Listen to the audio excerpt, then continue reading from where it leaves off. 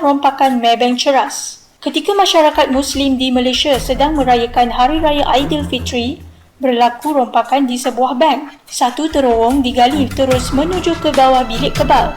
Suspek yang dipercayai mempunyai maklumat dan terlibat dalam penggalian terowong ini berjaya dikesan dan ditangkap polis.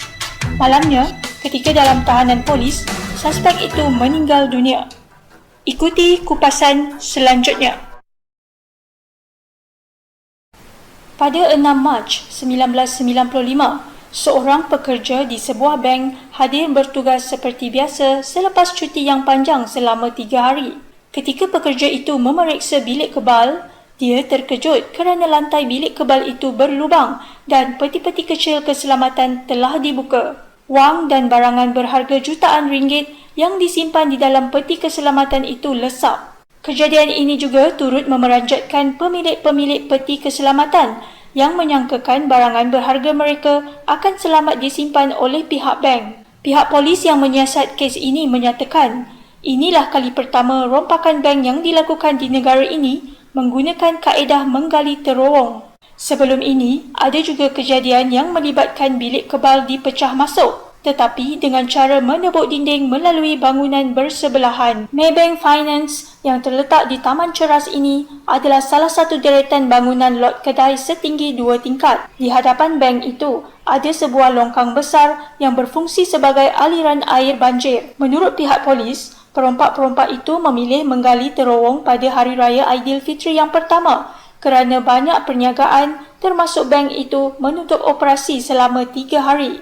Mereka pada mulanya masuk ke dalam longkang besar yang terletak berhadapan bank tersebut dan seterusnya memasuki saluran kalbat yang berbentuk bulat yang ada di situ. Selepas itu, mereka menyusur melalui saluran longkang yang tertutup sehingga sampai di hadapan bank.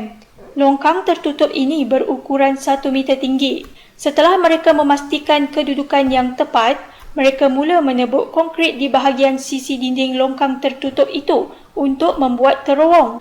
Terowong sepanjang 7 meter ini menuju terus ke bahagian bawah lantai bilik kebal. Selepas itu, mereka menebuk lantai bilik kebal dari bawah.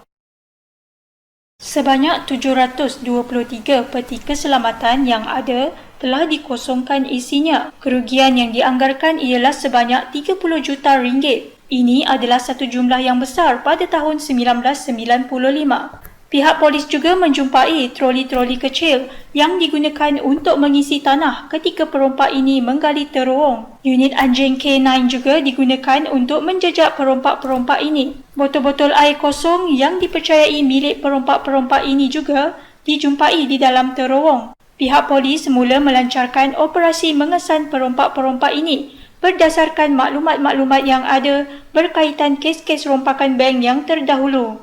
Pada 28 April 1995, pihak polis berjaya menahan seorang mekanik penyaman udara iaitu Lee Kuat Leong. Dia dipercayai mempunyai kaitan dalam rompakan ini kerana dikatakan mengetahui layout bank ini ketika membuat kerja-kerja berkaitan penyaman udara di bank tersebut.